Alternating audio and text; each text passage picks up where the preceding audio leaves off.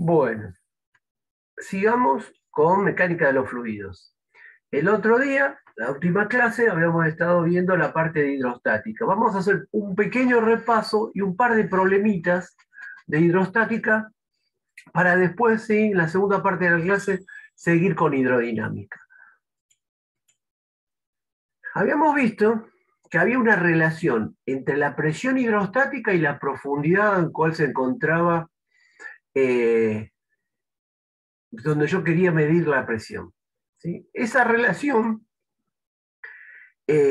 estaba pensada para un líquido que tenía densidad y gravedad, la gravedad del lugar, eran constantes, eran las mismas, no variaban.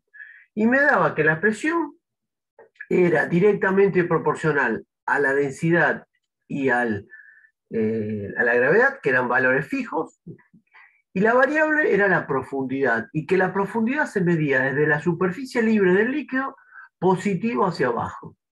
Esto determinaba que al doble de profundidad teníamos el doble de presión, que si la profundidad era cero, la presión era cero.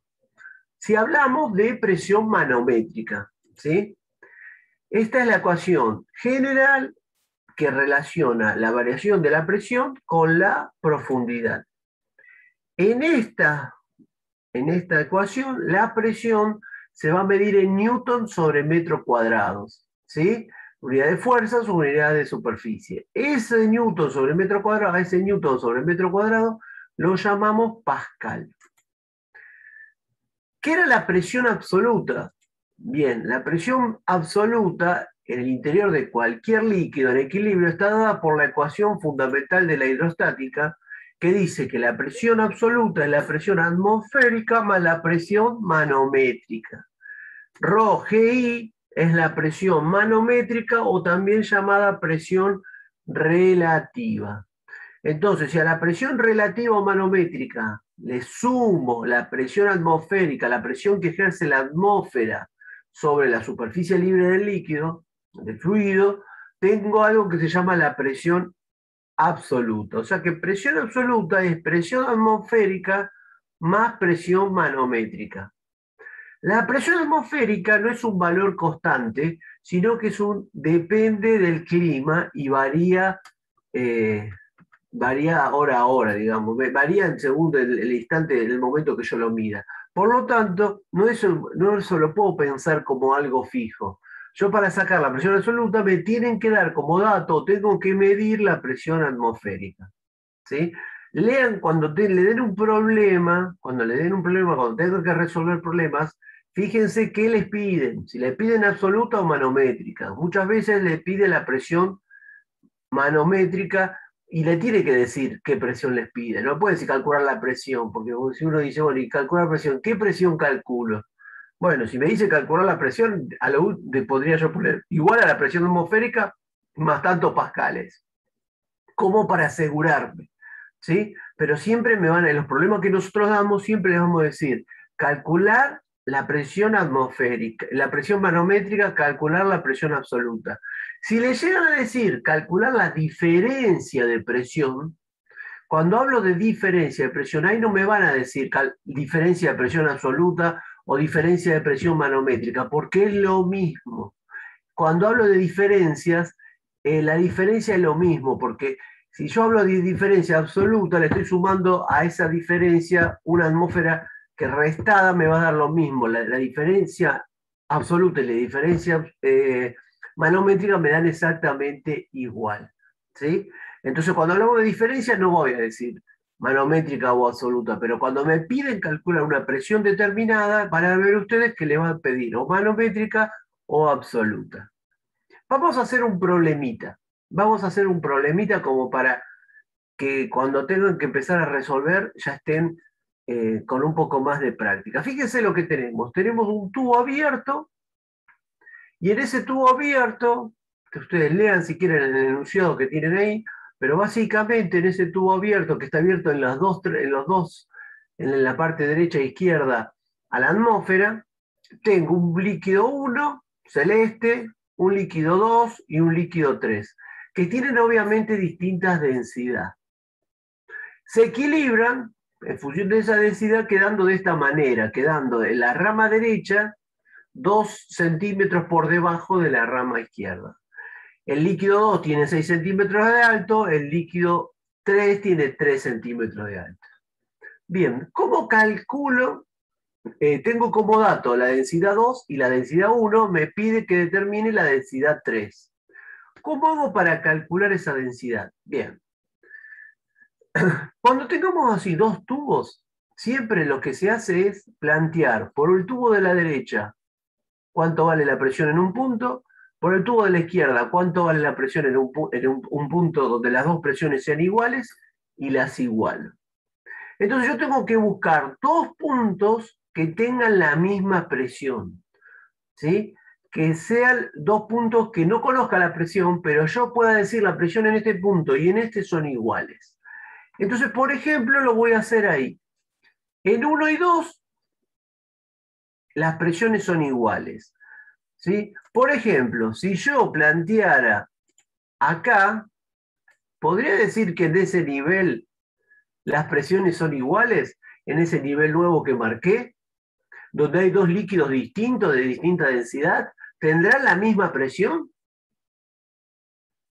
No tienen la misma presión. La misma presión se da, por ejemplo, en este otro nivel. En este otro de abajo sí. En este inferior de acá sí. ¿Por qué? Porque tiene el mismo líquido a la misma profundidad. Por lo tanto, están en equilibrio esos puntos. Esos dos puntos tienen la misma presión. ¿Qué es lo que yo voy a hacer? Voy a calcular la presión en 1 por la rama izquierda. Voy a calcular la presión en 2 viniendo por la rama derecha y las voy a igualar. Y vamos a ver si cuando iguale esas dos ecuaciones me queda una sola incógnita que es la densidad desconocida. Pienso que sí, porque tengo tres líquidos, tengo todas las medidas y tengo dos densidades y me falta una. O sea que debo tener una ecuación con una incógnita. Eso es lo que pienso de antemano. Pero no lo puedo calcular por la rama derecha o izquierda. Tengo que igualarlas. Entonces, ¿cuánto valdría la presión?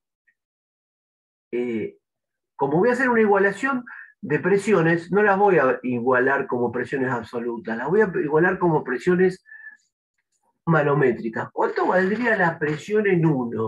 ¿Cómo calcularían ustedes la presión manométrica en 1 que tiene 6 centímetros de un líquido 2 de altura? ¿Cómo calcularían esa presión en ese punto? A ver, ¿quién me dice eso? Y ahí tengo que considerar la densidad del líquido 2 por la gravedad, por la distancia, o sea, por Y, que son 6 centímetros de profundidad. Perfecto. ¿Sí?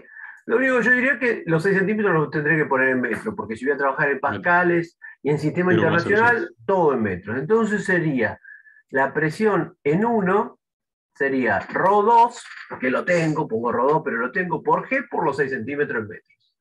¿Cuánto valdría la presión en 2, viniendo por la rama derecha? ¿Cuánto sería? ¿A qué sería igual la presión en 2?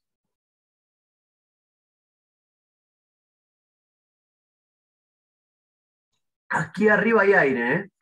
Esta parte de acá, todo esto es aire. Donde hay líquido es en este, acá está el líquido 3, y este pedacito, si ustedes se fijan, esta altura sí es 1 centímetro, porque acá hay 6 y acá hay 2 y 3. Acá tengo 1 centímetro de líquido 1, del celeste. Tengo 3 centímetros del líquido 3. ¿Cómo determinarían la presión en 2? A ver quién me dice cómo determinaría la presión en 2. Y ahí tendría que sumar la densidad también por la gravedad, por los 3 centímetros, Bien, más la densidad del otro líquido por la gravedad, eh, por el centímetro, por 1 centímetro. exactamente, el centímetro sería esta medida así, ¿no es cierto? Eso sería 1 Claro, centímetro. Bien, pues, obviamente que lo pongo en metros y digo en que metros. la presión en 2 es ρ1, que es este, por 1 centímetro, por G por 1 centímetro, no importa el orden, más ρ3 por G por 3 centímetros. ¿Sí? Bien, y ahora digo que P sub 1 es igual a P sub 2. los igualo y me queda esta ecuación donde tengo en todos los términos G, por lo tanto G se anula, ρ2 y ρ1 lo tengo, despejo ρ3. Me queda que la densidad del líquido 3 es 333 kilos sobre metro cúbico. ¿Sí? Densidad, unidad de masa sobre unidad de volumen. Kilos sobre metros cúbicos. Bien, así es como se resuelven problemas de este tipo. ¿Estamos? Bien, continuemos. Principio de Arquímedes.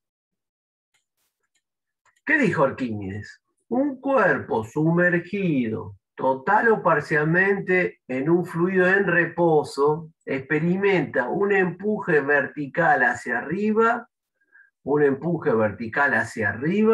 igual al peso del volumen del fluido desalojado. O sea que todo cuerpo que esté sumergido en el agua va a estar interactuando con dos fuerzas, con la tierra y con el agua va a interactuar.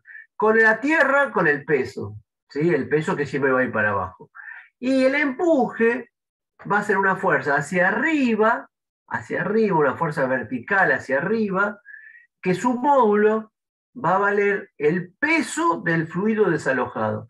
¿Qué sería el peso del fluido desalojado? Como si yo tuviera un recipiente lleno hasta arriba y coloco un cuerpo despacito hasta que se equilibre, ¿sí? O hasta se vaya al fondo o hasta que quede flotando. Entonces, cuando coloco el cuerpo dentro del recipiente, desaloja una cantidad de agua, ¿sí? Si esa cantidad de agua la saco, la junto en otro recipiente y la peso, ese es el módulo del empuje, ¿sí? El peso del volumen desalojado. O sea, el volumen que desalojó por la densidad del líquido por gravedad. Entonces, el empuje tiene un módulo, esa fuerza, que es una fuerza que tiene un módulo, que es la densidad del líquido, porque lo que estoy pensando es el líquido, no el cuerpo. Por G, por el volumen. En este caso, cuando hablamos del volumen, nos estamos refiriendo al volumen que desalojó. ¿Qué sería el volumen que desalojó? Puede ser todo el volumen, si el cuerpo se fue al fondo del recipiente, desalojó todo el volumen del cuerpo, o puede ser una parte si el cuerpo flota. Si el cuerpo flota va a ser el volumen sumergido solamente, ¿sí? El volumen sumergido. Bien, entonces en esta expresión es en densidad del líquido, cuidado, el empuje no es la densidad del cuerpo, el peso depende de la densidad del cuerpo, pero el empuje depende del líquido, por G por volumen, y aquí para ser más explícito sería volumen sumergido. ¿Estamos? Bien, eso genera distintas posibilidades. El cuerpo puede flotar, el cuerpo se puede ir al fondo, el cuerpo puede quedar en equilibrio en el medio de la masa líquida. Por ejemplo, el cuerpo queda en equilibrio en el seno del fluido. ¿Qué sucede? Cuando pasa esto, el cuerpo está en equilibrio, ¿sí? Y justo no se va al fondo ni flota. ¿Cuándo se daba esta condición que el cuerpo no se iba al fondo ni flotaba?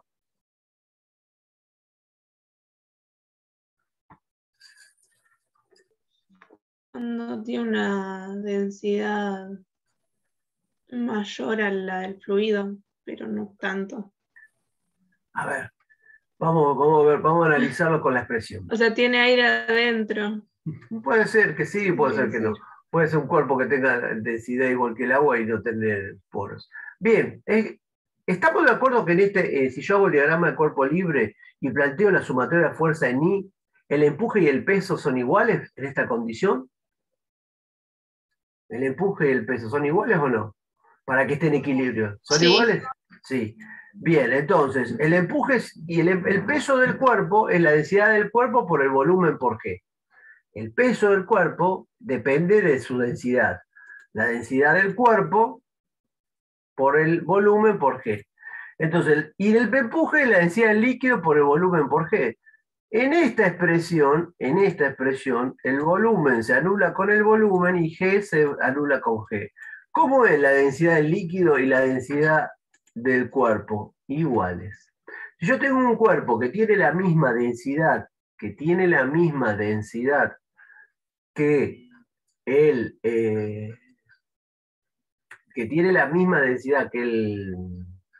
que el líquido queda a 2 aguas, decimos, queda de esa manera. ¿Sí? Bien, bien. Sigamos. Cuando el cuerpo flota, ¿qué fuerzas interactúan con el cuerpo cuando el cuerpo está flotando?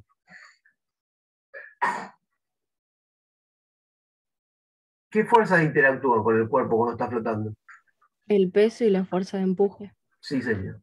El peso y la fuerza del empuje.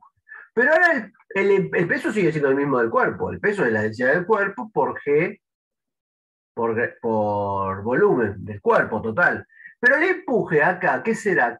¿Cuánto desalojará acá? ¿Todo el volumen del cuerpo o el volumen sumergido? El volumen sumergido. El volumen sumergido, bien. Bien. Entonces acá tengo que el empuje y el peso son iguales, pero que el volumen, el empuje no es el volumen total, sino una fracción de su volumen, el sumergido. Los G se van y me queda esta expresión. Este número, ¿cómo es? Mayor que 0 mayor que 1, igual a 1 o menor que 1. El volumen sumergido sobre el volumen total. Me da un número que ¿cómo es con respecto a 1? ¿Igual, mayor o menor que 1? Menor. Menor. Menor que 1, porque el volumen total es más grande que este. ¿Qué quiere decir eso? Que ¿cuándo va a flotar el cuerpo? Cuando el material, el cuerpo, tiene densidad menor que la densidad del líquido. ¿Sí? Bien. Permítanme que les quiero mostrar algo. Voy a dejar de compartir para que vean esto, porque si no, no lo van a ver. ¿Ven esto? ¿Lo ven? ¿Se aprecia? A ver si lo pongo cerca del micrófono. ¿Aprecian esto? ¿Viste? Es algo decorativo. ¿Sí? Bueno, se los voy a mostrar ahora acá.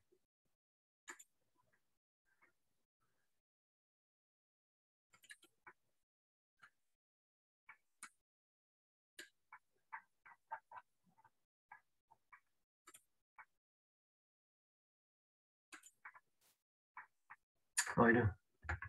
Esperen. Perdonen por la desprolijidad, pero me pareció conveniente que vean esto. Esto que yo les mostré a ustedes, aquí lo ven bien grande, ¿no es cierto? Es el termómetro de Galileo. En realidad este termómetro no lo hizo Galileo, sino lo hicieron sus discípulos y le pusieron como nombre termómetro de Galileo. ¿Qué fue lo que demostró Galileo? Que la densidad de un líquido varía con la temperatura. ¿Sí? Que la densidad del líquido no es siempre la misma, sino que al variar la temperatura varía la densidad del líquido. Entonces, ¿qué hizo? ¿Qué hicieron los alumnos de Galileo? Inventaron una forma de medir la temperatura. Si ustedes se fijan aquí, dice 24 grados centígrados. ¿Lo ven acá? 24 grados centígrados, ¿qué dice en esa chapita? Bien. El fenómeno de Galileo, el termómetro de Galileo es un termómetro formado por un tubo de vidrio que contiene un líquido transparente con un coeficiente de dilatación mayor que el del agua, ¿sí? Y un conjunto de ampollas de vidrio soplado, sumergidas en él. O sea, un líquido, el líquido que está aquí adentro es un líquido que varía mucho con el cambio de temperatura, su densidad, ¿sí? Es un alcohol que tiene esa propiedad. Y cada una de estos cuerpitos que están acá, ¿sí? Son ampollitas del mismo tamaño y se rellenan con más y menos líquido para que tengan todas distinto peso. ¿Qué sucede? En este caso, la que está en el medio, sería el caso donde dijimos que el cuerpo tiene un peso, esta ampollita, y el empuje son iguales, ¿sí? Entonces, ¿cómo funciona este termómetro? Dice, al aumentar la temperatura, la densidad de las ampollas se mantiene prácticamente constante. La ampolla tiene un peso constante, no varía. Pero al variar la temperatura, al aumentar la temperatura, el líquido disminuye apreciablemente la densidad. ¿sí? Entonces, ¿qué sucede? El cambio de esa densidad del líquido hace que varíe el empuje que se le está ejerciendo al cuerpo, porque el empuje varía, el empuje está en función de la densidad del líquido, y la densidad del líquido depende de la temperatura. Si yo varío la temperatura, varía la densidad del líquido. Entonces eso hace que cuando cambia la temperatura, estas se vayan al fondo o suban, ¿sí? Por ejemplo, en este momento estaríamos entre 22, en el que yo tengo acá está entre 22 y 24 grados, ¿sí? Porque no está justo que está en el medio acá, ahí abajo y arriba. Estaríamos en 23 grados en este lugar, ¿sí? Bueno, es así como se mide, estos son los tres casos. Estas que están aquí abajo, ¿sí? Son más pesadas que el líquido y se van al fondo. Y estas están prácticamente flotando. La que está en equilibrio es la que me marca en la chapita la temperatura, ¿sí? Así fue como se hizo como los alumnos de Galileo hicieron este termómetro y en honor a él, que había descubierto que la densidad variaba con la temperatura, le pusieron su nombre termómetro de Galileo. Bien, en este caso sería cuando está flotando. Cuando está flotando, ¿cuándo es? Cuando el cuerpo tiene cuando la densidad del cuerpo es menor que la densidad del líquido. ¿Y cuándo está en el fondo? ¿Cuándo se hunde?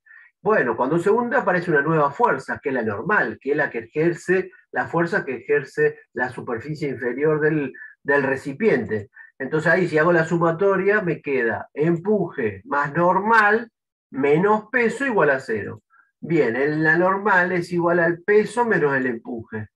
Entonces la normal me queda esta expresión, que si yo saco factor común me queda volumen por G, densidad del material menos densidad del líquido. ¿Qué quiere decir? Que cuando el cuerpo tiene mayor densidad que el líquido, el cuerpo se va al fondo, ¿sí? Entonces, así es como cuando la densidad del líquido disminuye porque aumenta la temperatura, se van al fondo las esferitas. ¿Se entendió ese concepto? Bien. Veamos un par de problemas de este tema. Adelantémonos con problemas. Fíjense lo que dice este problema. ¿Me están escuchando? Porque no estoy viendo las imágenes de ustedes. ¿Me escuchan? Sí. Bien. Sí, se escucha.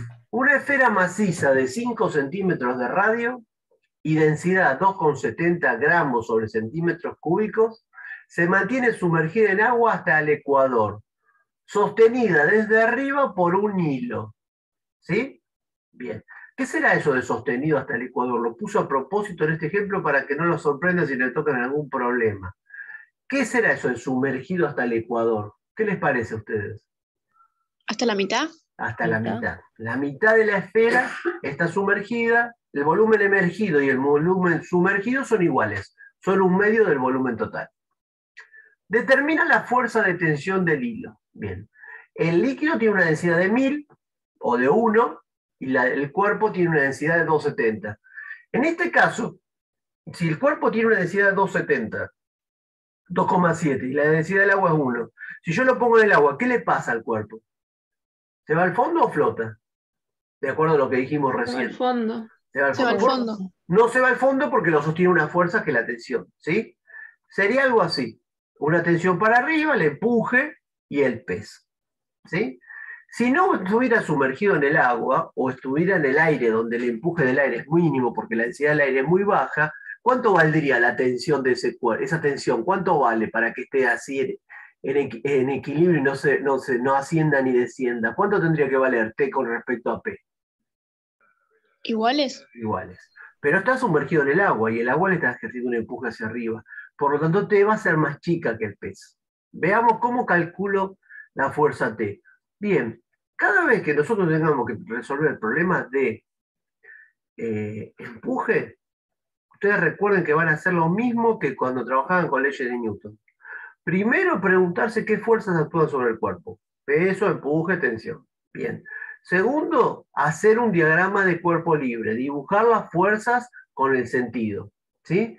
Y tercero, indicar un eje positivo y hacer la sumatoria de fuerza en I. ¿Sí? En este caso, las fuerzas están en equilibrio. Por lo tanto, la suma de la fuerza en I es 0. ¿Qué me queda? La tensión más el empuje menos el peso igual 0. Entonces esos pasos no se olviden de hacerlo. Ver qué fuerzas actúan sobre el cuerpo, dibujar las fuerzas, establecer un sentido y hacer la sumatoria de fuerzas. De acá voy a despejar T. T es el peso menos el empuje. El peso es el volumen de la esfera por la densidad de la esfera por G. El volumen de la esfera, me lo dan como dato, dice que una esfera tiene un volumen que es igual a 4/3 de pi por r cubo. Bien, ese es el volumen de la esfera. Y el volumen sumergido es el volumen de la esfera dividido 2 sobre 2. Bien, de acá tengo todos los datos, reemplazo el volumen de la esfera por 4/3 de pi por radio cubo, reemplazo por los valores que me dieron, ¿sí? Los paso a metro, todo en metros y todo en kilos y en segundos, y me da que la fuerza es 11,3 newton. Bien, ¿se entendió lo que hacemos para resolver problemas de empuje? ¿Se entendió? Sí. Bien. Ahora vamos a ver el punto 2. Se corta el hilo. ¿Qué pasa si se corta el hilo? Me dijeron ustedes antes que qué pasaba si no tenía la cuerda que lo sostenía. Se hundía el fondo. Se hundía. Entonces ahí hay una interacción entre la esfera y el fondo. La esfera le hace una fuerza al fondo y el fondo le hace una fuerza a la esfera, que es la normal. ¿Sí? La fuerza de interacción entre la esfera y el fondo. Tengo que calcular la normal. ¿Qué hago? Diagrama de cuerpo libre. Normal, empuje y peso. Despejo la normal. ¿Sí? En este caso, ¿qué diferencia hay con el anterior? Que el empuje, si está sumergido en el fondo, no es más la mitad. ¿Cuánto es el empuje ahora? ¿Qué volumen está sumergido ahora? Todo. Todo. Entonces acá no es el volumen de la esfera sobre 2, sino es el volumen de la esfera. Bien, lo reemplazo y calculo la fuerza normal que está ejerciendo el fondo, que es de 8,72 newton. ¿Sí? Bien, este ejemplo lo hicimos para que ustedes se den cuenta cómo plantear problemas de empuje. Que si uno maneja un poquito toda esta cuestión de las unidades, de la sumatoria de la fuerza, diagrama de cuerpo libre, básicamente es algo sencillo. Para que no haya duda, vamos a ver qué pasa cuando el cuerpo no es sólido, sino es hueco. ¿Sí?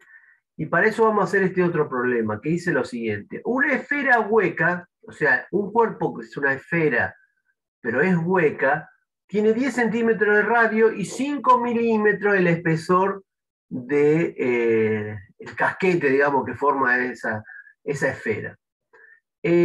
Flota en el agua con el 40% de su volumen, el 40% del volumen por encima del nivel del agua. O sea, el volumen sumergido, ¿cuánto sería? Si el volumen emergido es 40%, ¿cuánto queda sumergido? El 60%. 60% del volumen es el que está sumergido. Bien, determina qué densidad tiene que tener esa esfera, el material de la esfera, para que pase esto que estamos diciendo. Bien, nuevamente recordamos que el volumen de la esfera es 4/3 de pi radio cubo. Esto generalmente lo damos porque no nos interesa que recuerden esto de memoria.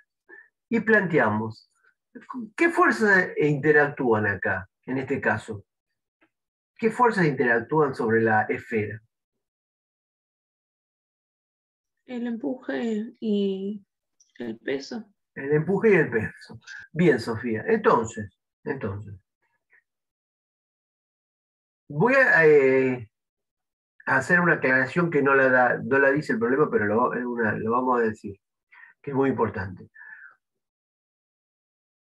Vamos a suponer que esa esfera, el peso de esa esfera, es solamente el peso del material con que está hecho la esfera. Ahora, dentro de la esfera hay aire, y ese aire tiene un peso. ¿Sí?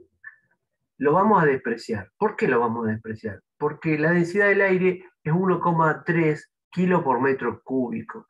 en 10 centímetros de diámetro de radio, no hay casi nada de peso del aire, ¿sí? Se puede despreciar. Pero bueno, lo tengo que aclarar que estoy despreciando el peso del aire que está... Vamos a suponer que se hizo el vacío, que no hay aire, que no hay nada dentro de la esfera. Bien.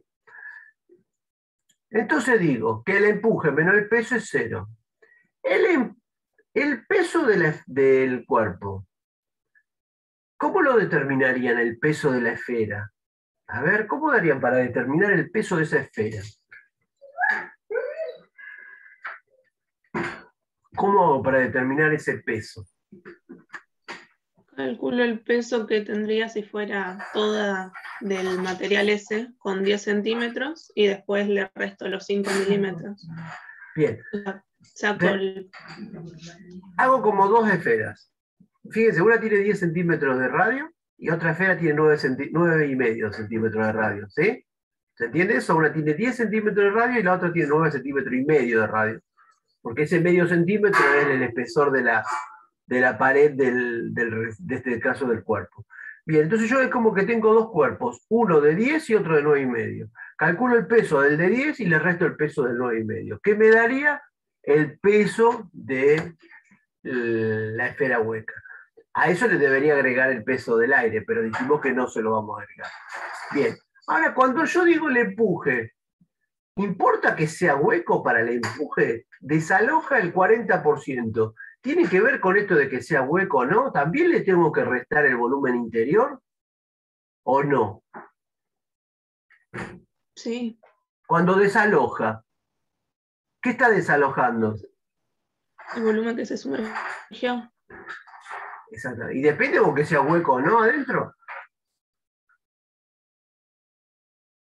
No. No depende de que sea hueco. Desaloja el 40% del volumen. Bueno, el 60% dijimos.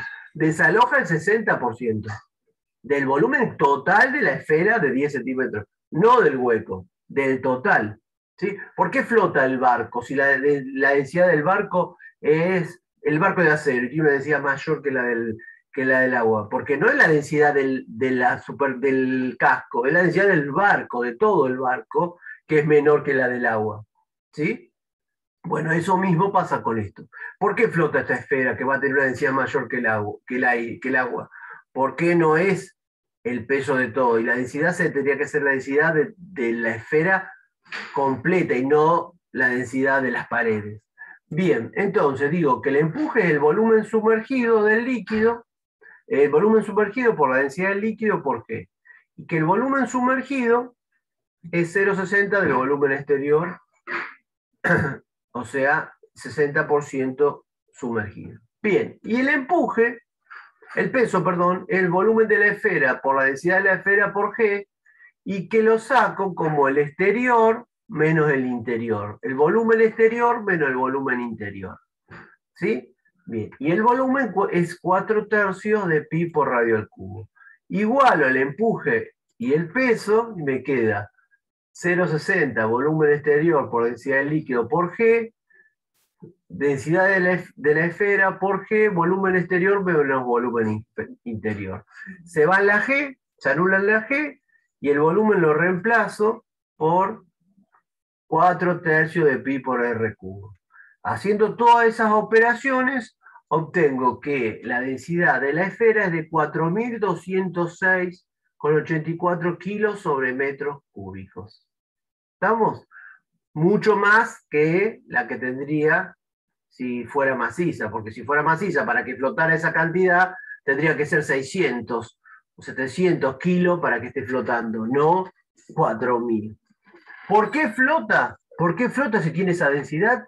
Porque yo debería hacer la densidad con el volumen total y vería que la densidad que tiene el volumen total es, con el aire incluido, es menor que 1.000 y por eso flota. ¿Se entendió esta resolución y se entendió esto de por qué le resto el volumen interior para el peso y no se lo resto para el empuje? ¿Se entiende este concepto? Pregúntenme, por favor, chicos. ¿Se entiende? Bien. Bueno, entonces ahora después de todo este repaso vamos a la clase de hoy. Ah, bueno, acá me da el valor este. Bien. vamos a fluidodinámica o hidrodinámica, ¿sí? La hidrodinámica es el estudio de los fluidos en movimiento. Hasta ahora vimos hidrostática. Había presiones, había empuje, pero el fluido estaba en reposo, ¿sí? Bueno, ahora, ¿qué pasa cuando el líquido está en movimiento? El movimiento, por ejemplo, dentro de una cañería. Bueno, este estudio es más complejo. De hecho, es una de las ramas más complejas de la mecánica. Y en las carreras de ingeniería civil y ingeniería química tienen asignaturas que se llama, por ejemplo, los chicos de civil tienen una asignatura de tercer año, que es hidráulica. Los alumnos de química tienen una asignatura que es mecánica de los fluidos, tienen asignaturas especiales para este tema, ¿sí? Nosotros vamos a hacer una pequeña introducción y ya vamos a decir cuáles van a ser nuestra validez, la validez que vamos a utilizar nosotros. Por fortuna podemos analizar muchas situaciones importantes usando modelos idealizados sencillos y que ya nosotros conocemos. ¿Cuáles son esos? Las leyes de Newton y la conservación de la energía mecánica, ¿sí? Planteando esos conceptos conocidos para nosotros, vamos a poder resolver una importante cantidad de problemas para fluidos ideales, y después vamos a definir qué es un fluido ideal. Primero hablemos de qué es una línea de corriente. Una línea de corriente la constituye una línea continua trazada a través del fluido, siguiendo la dirección del vector velocidad en cada punto. Así, el vector velocidad es tangente a la línea de corriente en todos los puntos del fluido. Pensemos como que yo tengo esta cañería, que veo acá, este cilindro sería una cañería transparente, y yo pongo una gotita de colorante en este flujo para ver cómo se va moviendo esa gotita. Entonces veo que la velocidad siempre es tangente a todos estos puntos que yo he marcado. Eso genera una línea de corriente, y esto es un flujo de corriente, ¿sí? Se define un tubo de corriente a una porción del flujo formada por todas las líneas de corriente que cruzan transversalmente un área determinada, ¿sí? Las que cruzan en un área determinada constituyen un tubo de corriente. Muy bien, entonces definido eso, vamos a mencionar las dos ecuaciones que nos van a resolver los problemas de hidrodinámica. Dos únicas ecuaciones van a resolver todos los problemas. ¿Cuáles son esas ecuaciones? La ecuación de continuidad y la ecuación de Bernoulli. Esas son las dos ecuaciones que vamos a aprender hoy, y que la clase que viene a ver aplicaciones de la ecuación de Bernoulli, que tiene un montón de aplicaciones que la dejamos para la clase que viene. Hoy lo vamos a enunciar estos dos y vamos a hacer un pequeño problemita. Bien, fíjense lo siguiente. Esas dos ecuaciones nosotros las vamos a plantear para un fluido ideal, ¿sí? O sea, cuando ustedes vean en esas materias que yo les digo, en tercero, en segundo, cuarto año, esas materias específicas, lo van a ver para un fluido real, ¿sí? Y cuando me meto en el fluido real, tengo que tener un montón de otros conocimientos, ¿sí? Para validar esas expresiones. Incluso muchas son de laboratorio, porque al ser un fluido ideal, no tengo la ecuación que me determine, como en este caso, el parámetro que yo voy a utilizar. Entonces tengo ecuaciones que están afectadas de coeficientes que se determinan experimentalmente. Bien, pero nosotros lo vamos a hacer para un fluido ideal que tiene 4 propiedades. Para que el fluido sea ideal, tiene que cumplir con 4 requisitos, que son los siguientes. Debe ser incompresible. ¿Qué quiere decir que sea incompresible? No que no se pueden comprender, que es difícil de entender, sino que no se puede comprimir. ¿Qué significa que no se pueda comprimir? Que su densidad es constante, no varía, ¿sí? Si su densidad no varía es porque tampoco varía la temperatura. O sea que estoy estudiando un fluido que se mueve por un flujo, ¿sí? Donde siempre tiene la misma temperatura y la misma densidad a lo largo del recorrido que yo estoy analizando, ¿sí? Que puede ser centímetros o metros. Bien, entonces, primera condición, el fluido es incompresible. Segunda condición, el fluido no tiene viscosidad. ¿Qué quiere decir esto? Que no hay fuerza de fricción interna entre las capas ni entre el fluido y la superficie del conducto. No hay viscosidad, no hay fricción, se desprecia la fricción. ¿Sí? ¿Se acuerdan que habíamos dicho que un fluido muy viscoso era la miel? Bueno, y un fluido con baja viscosidad era el agua. Bueno, vamos a pensar que estamos trabajando con un líquido que es agua, que fluye sin tener fricción entre sus capas. El flujo es laminar y no es turbulento. ¿Qué quiere decir que el flujo sea laminar o turbulento? Laminar sería como que si yo pongo gotitas de colorante, la partícula se mueve una arriba de la otra, ¿sí? Siguiendo una trayectoria lineal, recta, ¿sí? Si hay una curva siguiendo la forma de la curva del conducto. ¿Sí? Eso es un régimen laminar. Un régimen turbulento es cuando pierde esa linealidad y la partícula empieza a recorrer, a tener una trayectoria que no la puedo describir matemáticamente, ¿sí? No es una recta ni mucho menos. ¿Cuándo un flujo es turbulento? ¿Qué hace que un flujo sea turbulento? Bueno, por ejemplo, exceso de velocidades generan flujos turbulentos. Hay una manera de determinar en los fluidos reales si el régimen es laminar o es turbulento, es a través de un número, ¿sí? Que es función de la velocidad, del diámetro y de la viscosidad del fluido ideal, del fluido real. Se determina un número, que se llama número de Reynolds, y que se supera un valor determinado, decimos el régimen es turbulento. Bueno, todo eso no olvidamos acá y decimos que el régimen es laminar. Y por último, decimos que el flujo es estacionario. ¿Qué significa que sea estacionario? Que la velocidad y la presión van a variar de una sección a otra. Sí, pueden variar. La velocidad y la presión varían de una sección a otra a lo largo del conducto, pero en la misma sección siempre va a tener la misma velocidad y presión. No va a variar la presión y la velocidad en esta sección. Va a variar con respecto a otra.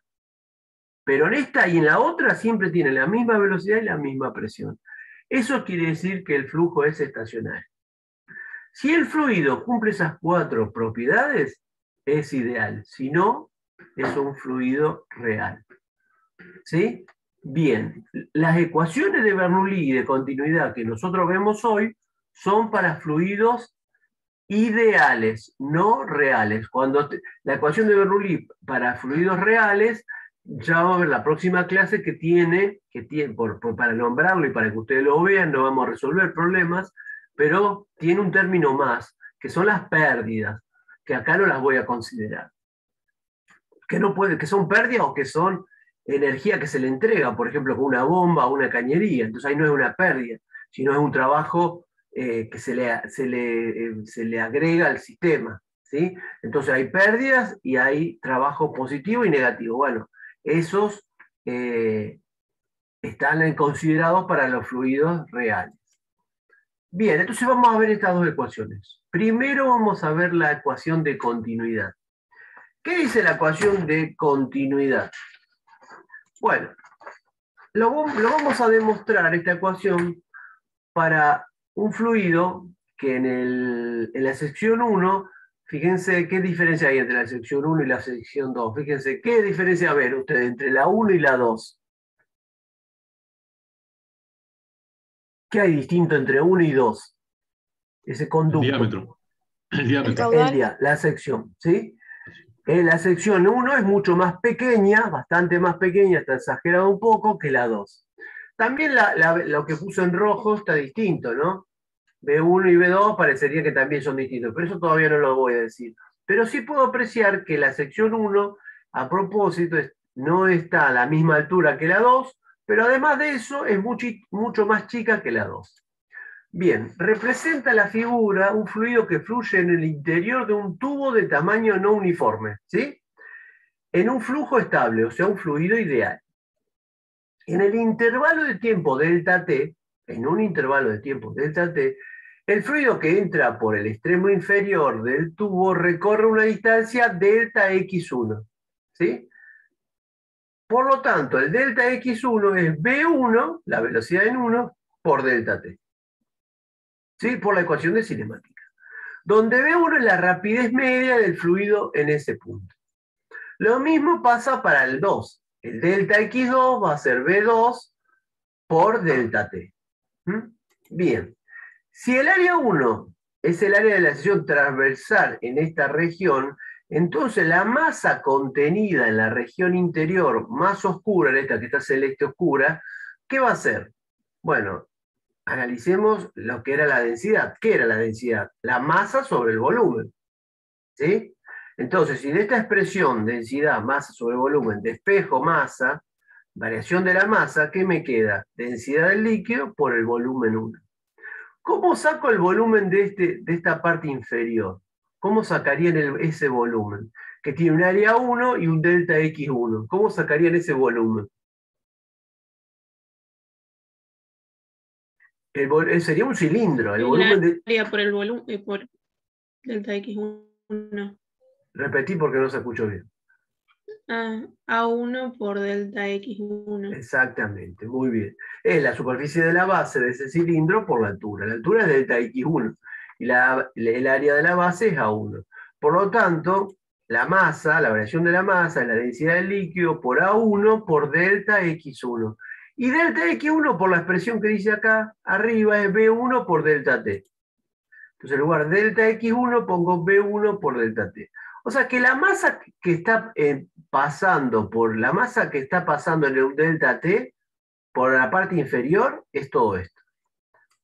Vamos ahora a la parte superior. Lo mismo, la masa que sale por 2 es la densidad 2 por el área 2 por el volumen, que era B2 por delta T. Bien. Bien.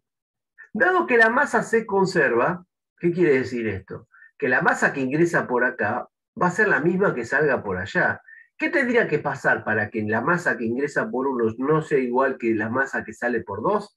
Que este conducto tuviera un agujerito por donde pierde el fluido, o que por este fluido tuviera un cañito donde le agrega agua. Entonces yo le agrego agua o pierde agua entre la sección 1 y 2, ¿qué va a pasar? No va a ser la misma masa la que entre y la que salga.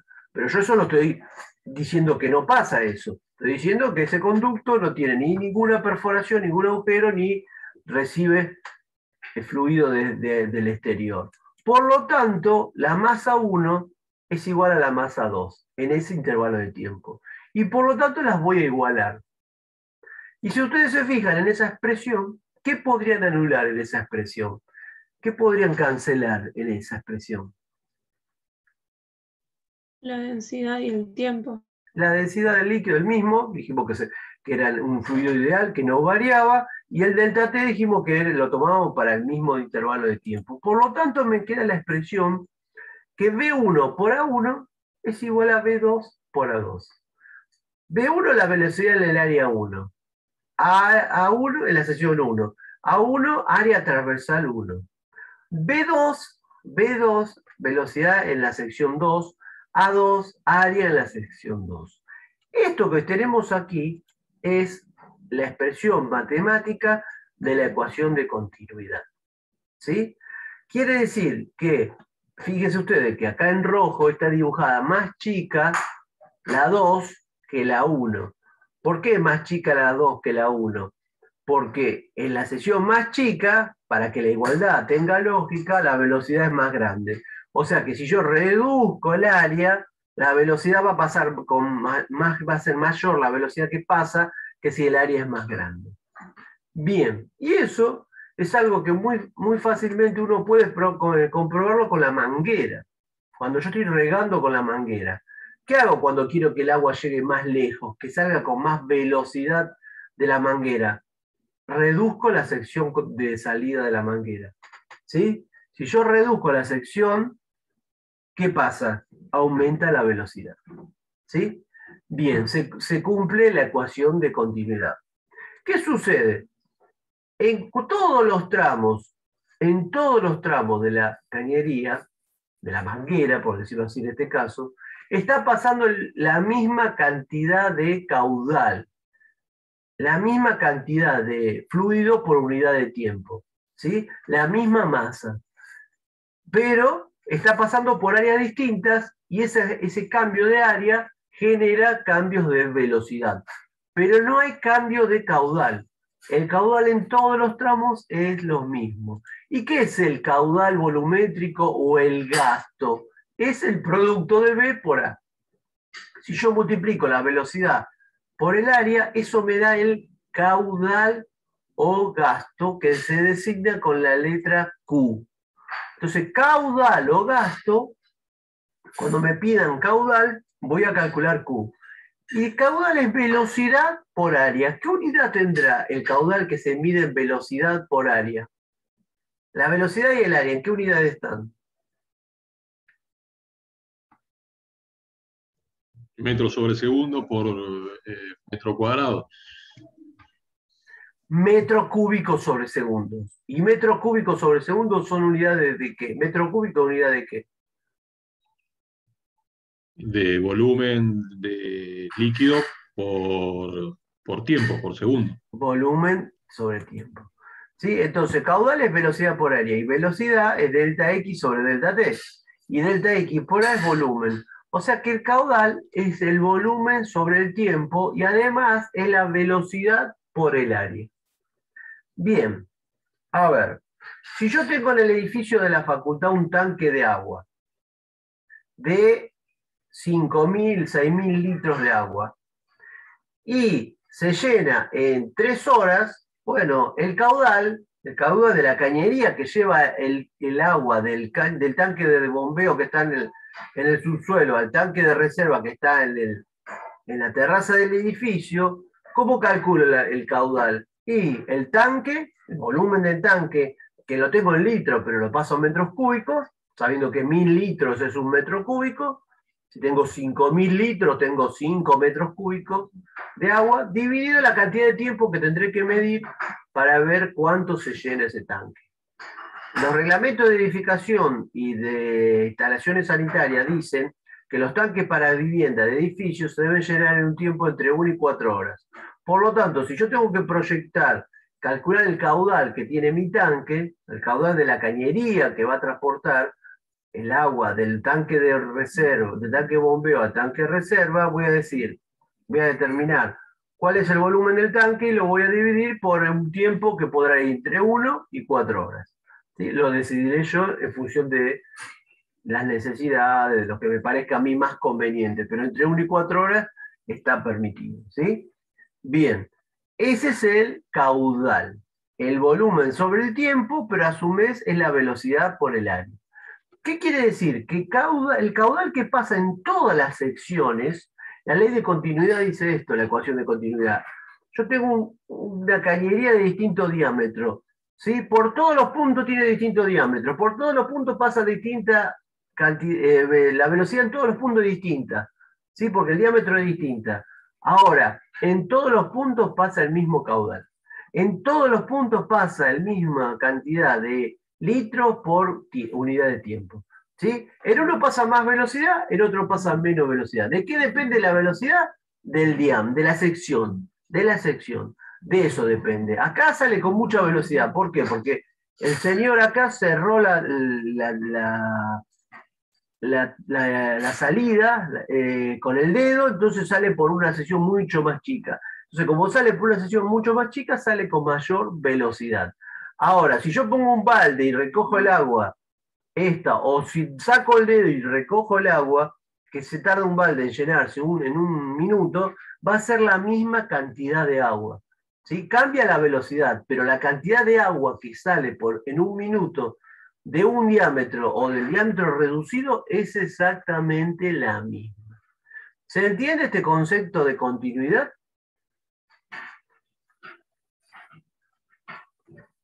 ¿Alguna pregunta? Bien, vamos a ver un ejemplito. Dice así, de una canilla de 1 centímetro cuadrado de sección sale agua con una rapidez de 0,50 metros sobre segundos. Calcular el tiempo que tarda en llenarse un recipiente de 20 litros. A ver, si yo quiero saber cuál es el caudal que tengo en mi casa, en la canilla de entrada de agua de la red a mi casa. ¿Cómo puedo hacerlo? Bueno, si tengo un volumen determinado, que es un balde de 20 litros, ¿sí? Yo podría medir el tiempo que tarda en llenarse los 20 litros, y eso que me daría el caudal, ¿sí? Con un cronómetro y un recipiente conocido puedo saber cuál es el caudal del agua que ingresa a mi casa. Si quiero saber con qué velocidad sale, midiendo el diámetro de salida de la canilla, podré saber también a qué velocidad sale el agua de la canilla. ¿Estamos? Bien, pero aquí lo que me pide es cuánto tiempo tarda en llenarse el balde de 20 litros. Y me doy cuenta de una cosa, que la velocidad está en metros sobre segundos. La canilla, la sección está en centímetros cuadrados. Y el volumen está en litros. ¿Qué es lo que tengo que hacer yo acá? Si tengo uno que está en litros, otro que está en metros sobre segundo y otro que está en centímetros cuadrados. ¿Puedo trabajarlo así? Tenés que pasar todas las unidades de metro. Tengo que pasar todo a metro. Vamos a hacer eso. Entonces digo que 20 litros, como 1000 litros es un metro cúbico, 20 litros es 0,020 metros cúbicos. ¿Sí? Un centímetro cuadrado, como un metro cuadrado son 10.000 centímetros cuadrados, 1 por 10 a la menos 4 metros cuadrados es el área. Bueno, ya lo tengo todo en metros. Entonces ahora digo que caudal es velocidad por área y es volumen sobre tiempo. Y fíjense que tengo, la velocidad la tengo, el área la tengo, el volumen lo tengo, ¿qué no tengo? El tiempo. Despejo el tiempo. Como tengo todas las mismas unidades, habiendo despejado el tiempo, saco cuánto es el tiempo que me demora en llenarse ese balde de 20 litros. Bien, ¿se entendió? Bueno, vamos al ejemplo número 2. Para el ejemplo número 2 tenemos que ver la figura. Por la cañería horizontal circula agua. En la sección 1, la velocidad es igual a 4 metros sobre segundos y el diámetro es 10 centímetros. En la sección 2, el diámetro es 5 centímetros. Bien. Calcular el caudal en litros sobre segundo que circula por la cañería. ¿Cómo haría para calcular el caudal si tengo la velocidad 1 y el área 1? Bueno, no tengo el área 1, tengo el diámetro 1, pero puedo calcular el área 1. Si calculo el área 1 y tengo la velocidad 1, ¿puedo calcular el caudal? ¿Qué habíamos dicho? Que el caudal aquí era igual. Sí. A B1 por la velocidad. Bien, entonces voy a poner todo en metros, voy a calcular el A1 en metros y el A2 en metros. Calculo los dos porque seguramente lo voy a necesitar. Esta vez el área 1 y el área 2. Bien, entonces ahora digo que el caudal es B1 por A1. Bueno, B1 por estos metros cuadrados me da 0,0314 metros cúbicos sobre segundos. Para pasarlo a litros, lo multiplico por 1000, porque 1000 litros es un metro cúbico, me da 31,4 litros sobre segundos, como me pidió el problema. ¿Sí? Bien.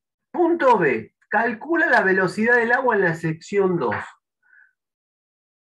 ¿Qué les parece? Sin hacer ningún cálculo, ¿cuánto será la velocidad en 2 si el diámetro es la mitad? El doble. Claro, eso es lo que yo esperaba que me dijeran, el doble. Pregunto, fíjense el área 1 y el área 2. ¿El área 2 es el doble del área 1? Fíjense ahí, 0,00785, 0,0192. ¿El doble de diámetro es doble de área? ¿Sí o no? No, que son 4 veces, ¿no? El área. ¿Estamos? El doble de diámetro es el 4 veces de área. ¿Por qué? Porque es el diámetro al cuadrado. Entonces cuando es el doble, el 2 al cuadrado queda 4. Y fíjense que acá, si yo hago 0,0785 dividido 0,0196, me da 4. Me da exactamente 4. El área 2 es la cuarta parte del área 1. Por lo tanto, si la velocidad es 4, la velocidad 2 va a ser 16. Yo hago la cuenta, siento que B1 por A1 es igual a B2 por A2, y despejo, me va a dar 16. Entonces, cuidado con eso. El doble de diámetro no es el doble de área, es 4 veces más de área. Por eso, por ejemplo, nos pasa muchas veces que dice, ¿por qué el diámetro 10, voy a comprar armadura, de diámetro 10 y no vale el doble que ¿por qué no vale tanto con respecto al diámetro 6? ¿Por qué el diámetro 6 vale 50 y el diámetro 10 vale 250? Si ni siquiera es el doble. Claro, porque 6 al cuadrado es 6 por 6, 36. Y 10 al cuadrado es 100, es el triple de peso de armadura. Y la armadura se vende por peso. Entonces, si una vale 10 pesos, la otra vale 30. ¿Se entiende? No, y bueno, entre 6 y 10 tendría que valer el 40% más. No. ¿Por qué lo compramos lápiz la mina del lápiz 0,7 en lugar de 0,5? Yo dejé de comprar 0,5, compro 0,7. ¿Por qué compro 0,7? Porque 7 al cuadrado es 49 y 5 al cuadrado es 25. La del diámetro 7 es el doble de sección que la de diámetro 5. No se te rompe, porque es el doble de sección. ¿Sí? Y parecería que es casi lo mismo 0,5 y 0,7. Y sin embargo, 7 es casi el doble de área que 5. Y es solamente el 40% más de diámetro. Es 40% más, pero el doble de área. ¿Sí? Y como la presión que yo le ejerzo al lápiz para romperlo está en función del área y no del diámetro, tengo que, para romper la mina de 7 milímetros, le tengo que aplicar el doble de presión que le aplico la de 5. Entonces me dura mucho más y no se me rompe. ¿Se entiende? Bueno. Entonces recuerden este valor. 4 y 16, porque después lo vamos a retomar en otro problema. Bien, esto es la ley de continuidad. Si yo en 1 tengo una velocidad de 4, en 2 tengo una velocidad de 16. En estos puntos intermedios tengo velocidad que van de 4 a 16. A medida que se va achicando la sección, va pasando de 4 a 5 a 6 hasta llegar a 16 y seguir en ese tramo que tiene la misma sección a 16. ¿Se entiende? Va aumentando la velocidad en función de cómo va aumentando, cómo se va reduciendo la sección transversal. Bien. Y pasemos ahora a la segunda ecuación de la hidrodinámica, que es la ecuación de Bernoulli. Bernoulli fue posterior a Newton, un siglo posterior, en 1738, dedujo una expresión fundamental que correlaciona. ¿Qué fue lo que planteaba Bernoulli? Bernoulli dice, bueno, tengo la ley de continuidad, perfecto. ¿Qué vincula la continuidad? Velocidades en distintas secciones de la cañería. Pero, ¿qué pasa con...? Está bien, ya sé con qué le pasa a las velocidades en una sección y otra. Pero ¿qué pasa si con las presiones? ¿Y qué pasa si la cañería no es horizontal? Si la cañería va hacia arriba o va hacia abajo. ¿Cómo varía la velocidad, la presión y la altura? Entonces, Bernoulli estaba preocupado por obtener una ecuación que vinculara esos tres términos. Por eso se llama trinomio de Bernoulli. Porque Bernoulli relaciona tres variables, que son la altura donde se encuentra la cañería, con respecto a una referencia, la velocidad y la presión que tienen en ese punto. Y quiere buscar una relación entre entre una sección y otra. Y a ver, ¿cómo es? ¿Qué pasa en esta sección y en esta? ¿Las presiones son siempre iguales? ¿Aumentan? ¿Disminuyen? ¿Qué es lo que sucede? Esa es la inquietud de Bernoulli. ¿Qué hace Bernoulli? A medida que un fluido se desplaza a través de un tubo de sección transversal y elevación variable, la presión cambia a lo largo del tubo. Bien, eso es lo que ya sabíamos. La ecuación de Bernoulli no es una ley física independiente de todas las que hemos visto, sino que es consecuencia de la conservación de la energía. Bernoulli retoma todo lo que había hecho Newton con las leyes de Newton y con la conservación de la energía, y ahora, en lugar de aplicarlo a un rígido, a un cuerpo sólido, se lo aplica a un fluido, en este caso ideal. ¿Sí? Bien.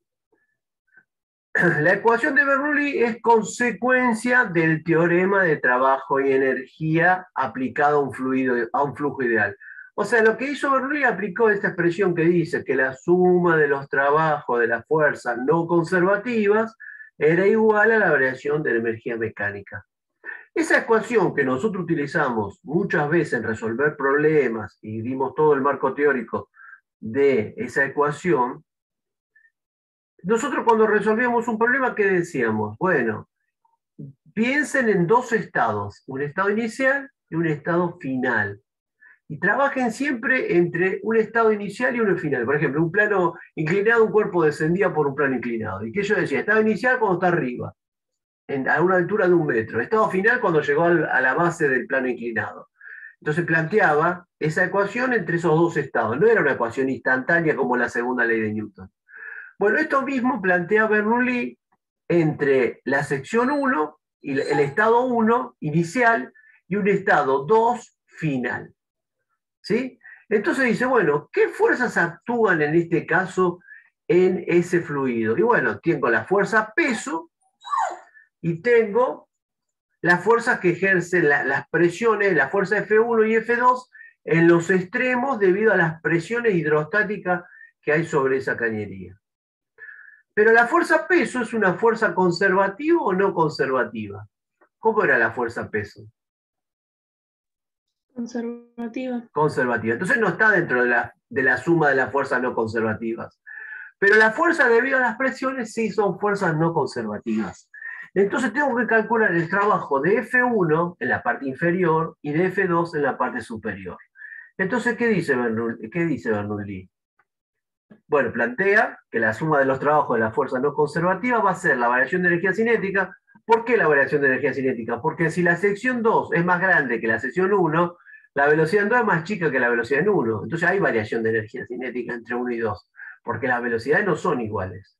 Y además, el punto 2 está más alto que el punto 1 o más bajo. Por lo tanto, también hay variación de energía potencial gravitatoria. Justamente plantea el caso extremo, donde las velocidades son distintas, donde las alturas son distintas, para tener una presión general que la pueda aplicar después. Si las velocidades son iguales, bueno, se anularán, si las alturas son iguales, se anularán, pero voy a obtener una ecuación general. En el primer término voy a tener, en el primer miembro voy a tener los dos trabajos de la fuerza F1 y F2. Acá voy a tener la variación de energía cinética y la variación de energía potencial gravitatoria. Entonces vamos con el trabajo de la fuerza F1. Sería la fuerza F1 que se ejerce sobre la cara A1. ¿Qué es la fuerza F1? Por el delta S, por el desplazamiento. La fuerza y el desplazamiento tienen el mismo sentido, por lo tanto, por la definición de producto escalar de trabajo, es F1 por delta S1 por el coseno de 0, que es 1. Por lo tanto, me queda P1 por delta S1. Y sabemos que la fuerza F1, que era, por la definición que dimos al principio en hidrostática, presión era fuerza sobre área, o sea que la fuerza es presión 1 por área 1. ¿Sí? Entonces nos queda presión 1 por área 1 por delta S1. Y el área, como dijo acá la compañera, el área por el delta S1 nos da el volumen. Por lo tanto, el trabajo de F1 es P1 por la variación del volumen 1. En el caso de la sección 2, fíjense que la presión va para acá y el desplazamiento va para allá. O sea, entre la fuerza de F2 y el desplazamiento delta S2 hay 180 grados. Por lo tanto, me va a quedar que es P2 por A2, o sea, F2 por delta S2, pero por el coseno de 180. Entonces me queda negativo. Bien. Esos son los trabajos de las dos fuerzas no conservativas. Pero, como el fluido es ideal, es incompresible, la densidad 1 y la densidad 2 son iguales, pero además la variación del volumen por la continuidad y por ser un líquido ideal es la misma. Por lo tanto, esta expresión yo la puedo escribir como P1 por delta volumen igual a P sub 2 por delta volumen. No hay un volumen 1 y 2, son iguales. Bien, entonces ya tengo eso. Planteo la variación de energía cinética, que ya sabemos que es un medio de la masa por la velocidad del estado 2 al cuadrado, menos un medio de la masa por la velocidad del estado 1 al cuadrado. Determinamos la variación de energía potencial gravitatoria, que es la energía potencial gravitatoria final menos inicial, 2 menos 1, y la reemplazamos en la ecuación general. La reemplazamos en y nos queda esto. P1 por delta volumen, P2 por delta volumen, y esta, la variación de cinética y la variación de potencial gravitatoria. Tenemos esa ecuación. Y lo que hacemos En esa ecuación dividimos todos los términos por delta volumen. ¿Qué pasa cuando tengo P1 por delta volumen sobre delta volumen? Esto me queda, se anulan, se cancelan, me queda P1 menos P2. ¿Y qué es masa sobre volumen? ¿Qué es masa sobre volumen, masa sobre volumen, masa sobre... ¿Qué es esta masa sobre volumen? ¿Qué era? La densidad. La densidad. Por lo tanto me queda P1 menos P2, un medio de ρ, la densidad. La densidad es la misma para todos, o sea que el volumen es el mismo y la densidad del líquido, como es un líquido ideal, no varía. Entonces no es ρ1 ni ρ2, es ρ para todo el mismo. Me queda la ecuación de esta manera. Y lo que hago ahora es al primer miembro llevar, en el primer miembro llevar todo lo que sea subíndice 1, todo lo que sea estado 1, y en el segundo miembro todo lo que sea estado 2, o viceversa, ¿sí? Y me queda la expresión de esta manera. Me dice que P sub 1 más un medio de ρ por B1 al cuadrado más ρ, G y 1 es igual a P sub 2 más un medio de ρ por B2 al cuadrado más ρ, G y 2. Y esto que nos quedó acá es la ecuación de Bernoulli. ¿Qué dice la ecuación de Bernoulli? Que la suma en todos los puntos de la cañería para un líquido, para un fluido ideal, la suma de la presión más la presión absoluta más la energía cinética por unidad de volumen, un medio de ρ por B cuadrado, más la energía potencial gravitatoria por unidad de volumen, se mantienen constantes. Que la presión, que la energía cinética sobre unidad de volumen y que la energía potencial gravitatoria sobre unidad de volumen, a lo largo de toda la línea de corriente, se mantienen constantes. Eso obviamente es válido porque el fluido es ideal, si no, hay pérdidas y tengo que agregar un término más que serían las pérdidas. Bien, esta presión es la presión absoluta. P es la presión absoluta que obviamente va a estar en pascales. Un medio de ρ por B al cuadrado también me va a dar en pascales y es lo que se llama presión dinámica, porque depende de la velocidad. ¿Y qué era ρ, G por I? La presión manométrica o presión hidrostática. Entonces, lo que estamos diciendo es que la presión absoluta más la presión dinámica más la presión manométrica se mantienen constantes a lo largo de todo el fluido, a lo largo de toda la circulación de ese fluido. La ecuación de Bernoulli establece que la suma de la presión, la energía cinética por unidad de volumen y la energía potencial por unidad de volumen tienen el mismo valor en todos los puntos a lo largo de una línea de corriente. ¿Sí? Era como, ¿se acuerdan cuando nosotros decíamos, si yo tomo un cuerpo y lo tiro verticalmente hacia arriba y no hay fricción con el aire, condiciones ideales, sin fricción con el aire, ¿qué pasaba con la energía mecánica de ese cuerpo que yo lo lanzaba hacia arriba? ¿Se mantenía constante la energía mecánica o variaba la energía mecánica de ese cuerpo? ¿Qué me dicen ustedes? ¿Qué recuerdan de eso que dijimos en su momento?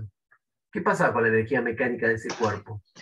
Permanecía constante. ¿Qué es lo que variaba? Porque no tenía siempre la misma energía potencial gravitatoria y la misma energía cinética. No. ¿No es cierto? ¿Variaba? No, variaba. Se transformaba de una energía a otra, pero la suma siempre daba lo mismo. Bueno, antes ahí eran dos términos, cinética y potencial gravitatoria. Ahora en el parafluido hay tres términos. Uno que es la presión absoluta, otro que es la cinética y otro que es el potencial gravitatorio sobre unidad de volumen. Pero la suma de esos, por eso se llama trinomio de Bernoulli. La suma de esos tres, en todos los puntos, me da lo mismo.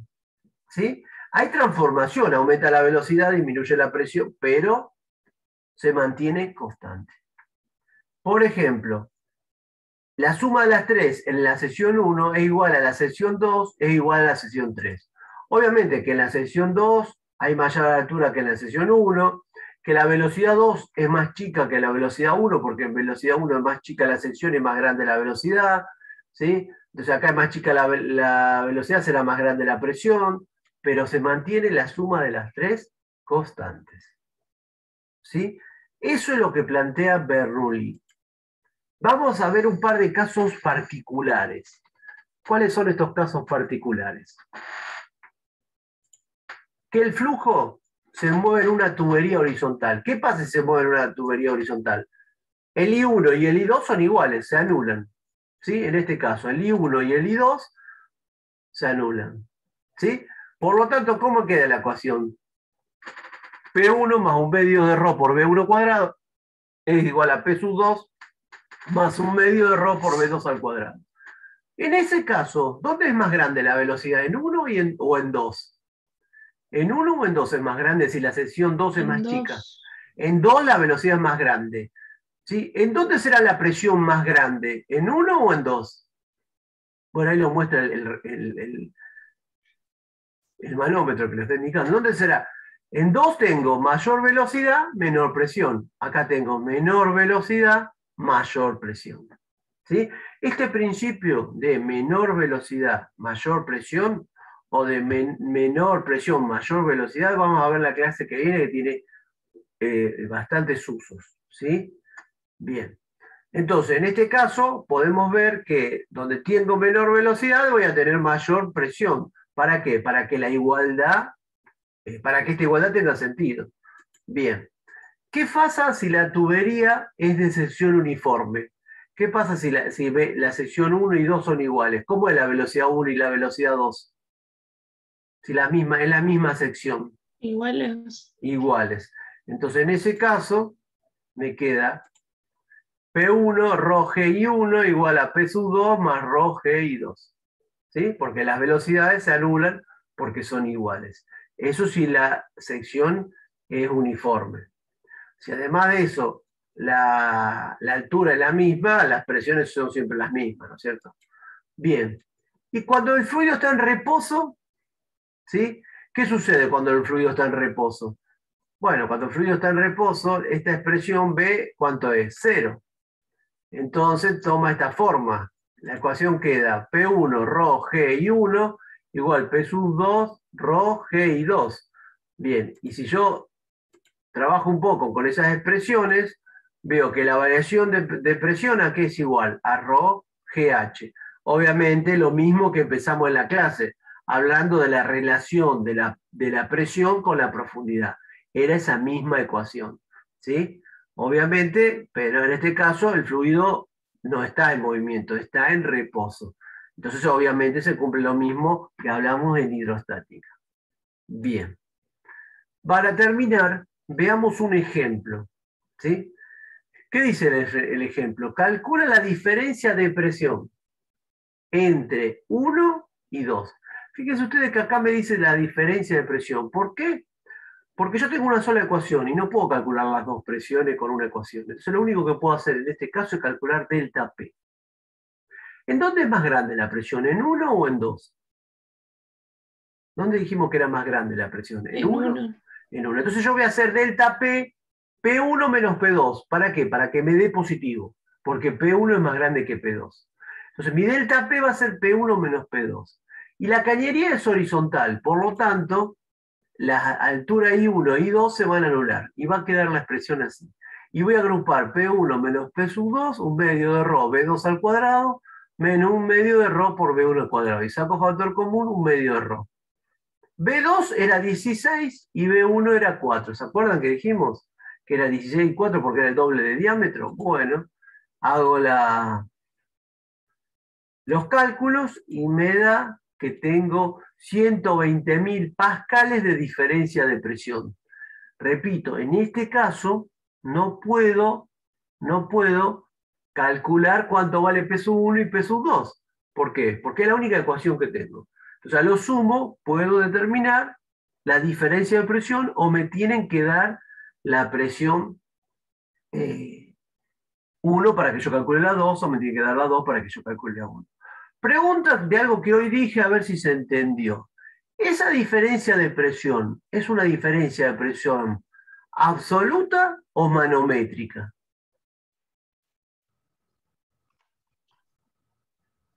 Bueno, yo justamente quería preguntar si la diferencia de esa depresión, digamos, tenía que ver con la diferencia atmosférica más la diferencia, o sea, abarca también la manométrica. Claro, ¿se acuerdan que yo dije que cuando yo pedía presión atmosférica o presión manométrica, en un problema, si yo le pedía la presión absoluta, le tenía que dar como dato la presión atmosférica, si no, no la podía sacar. ¿Se acuerdan que dije eso hoy, no? Bueno, cuando hablo de diferencias, la diferencia esta es lo mismo, porque la diferencia, si es la diferencia absoluta, es la presión 1 más una atmósfera menos la presión 2 más una atmósfera. Cuando hago una atmósfera menos una atmósfera se anulan. Por lo tanto, cuando hablamos de diferencia de presión, no estamos hablando de diferencia de presión absoluta o relativa, son las dos, es la diferencia que hay. ¿Sí? Es la diferencia.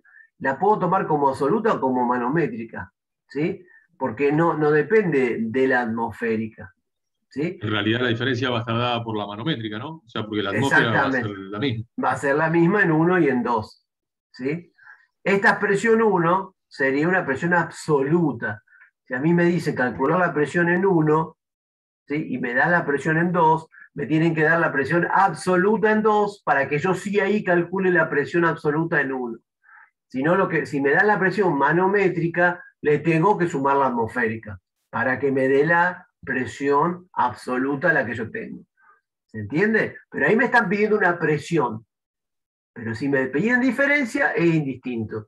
Para diferencia no necesito saber cuál es la presión atmosférica, porque la diferencia, cambio o no la presión atmosférica, es la misma, va a seguir siendo la misma. ¿Sí? Bien. Bueno, y acá muestra cómo en este caso la presión, la velocidad 2 es mayor que la velocidad 1, la presión 1 es mayor que la presión 2.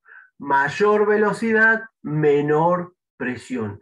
Y esto vamos a ver la clase que viene, que se utiliza, por ejemplo, para diseñar la chimenea de una parrilla y salga el humo, en los aviones para conseguir la sustentabilidad, en un montón de cuestiones de la naturaleza se aplica la ecuación de Bernoulli, aplicando este concepto de que si aumenta la velocidad, disminuye la presión y viceversa. Bien, una cuestión que tienen que tener muy en cuenta cuando resuelvan un problema es que se acuerdan que nosotros partimos de dos estados, un estado final y un estado inicial, en la demostración de la ecuación de Bernoulli. Cuando yo planteo Bernoulli, lo voy a tener que plantear en una línea de corriente, final e inicial, en la que yo quiera, en la que a mí me convenga. Pero siempre voy a pensar que el líquido va a ir por todo este camino así. Bueno, este es el estado final y este es el estado inicial. Planteo Bernoulli entre 1 y 5, entre 1 y 4, entre 2 y 4. El del que yo tengo una sola incógnita. Eso lo vamos a ver la clase que viene con ejemplos. Pero siempre planteamos Bernoulli entre dos estados que sean una línea de corriente. Si no es una línea de corriente, no puedo aplicar Bernoulli. Ese concepto ténganlo y la clase que viene les voy a mostrar qué no pueden hacer en ejemplos, ¿sí? Que no sucede esto, que no es una línea de corriente. Bien.